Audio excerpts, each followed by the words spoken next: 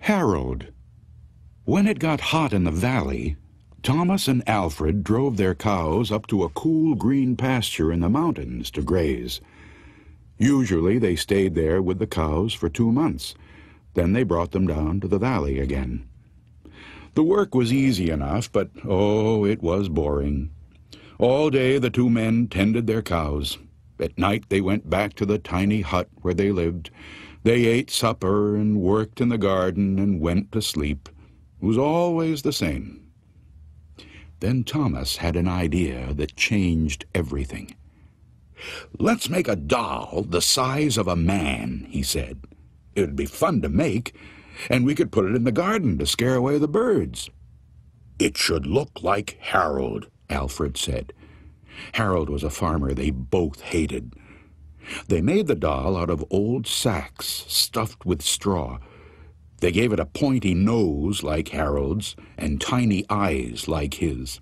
Then they added dark hair and a twisted frown. Of course, they also gave it Harold's name. Each morning on their way to the pasture, they tied Harold to a pole in the garden to scare away the birds. Each night they brought him inside so that he wouldn't get ruined if it rained. When they were feeling playful, they would talk to him. One of them might say, "How are the vegetables growing today, Harold?" Then the other, making believe he was Harold, would answer in a crazy voice, "Very slowly." They would both laugh, but not Harold. Whenever something went wrong, they took it out on Harold. They would curse at him, even kick him or punch him. Sometimes one of them would take the food they were eating, which they both were sick of, and smear it on the doll's face.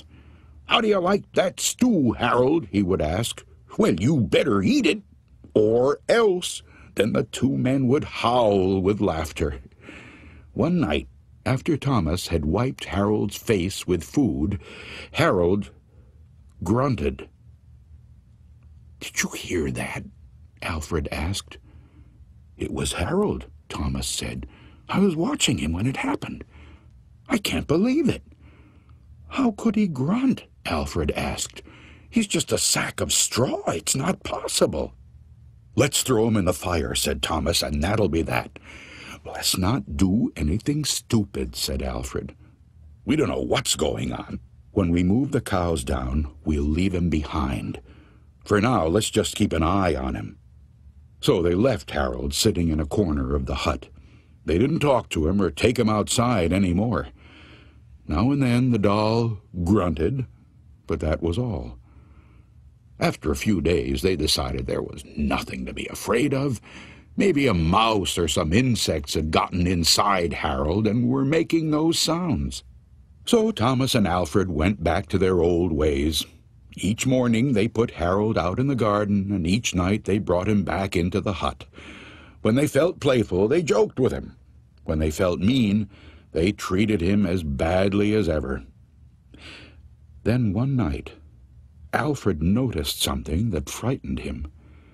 "Harold is growing," he said. "I was thinking the same thing," Thomas said. "Maybe it's just our imagination," Alfred replied. "We've been up here on this mountain too long." The next morning, while they were eating, Harold stood up and walked out of the hut. He climbed up on the roof and trotted back and forth like a horse on its hind legs. All day and all night long, he trotted like that. In the morning, Harold climbed down and stood in a far corner of the pasture. The men had no idea what he would do next. They were afraid.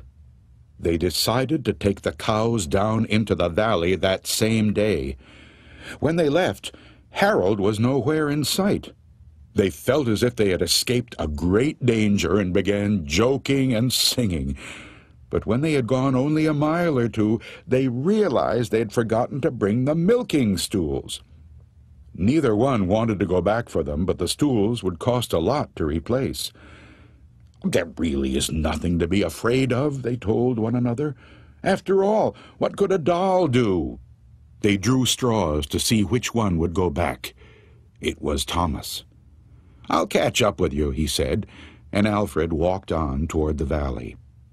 When Alfred came to a rise in the path, he looked back for Thomas. He did not see him anywhere, but he did see Harold. The doll was on the roof of the hut again. As Alfred watched, Harold kneeled and stretched out a bloody skin to dry in the sun.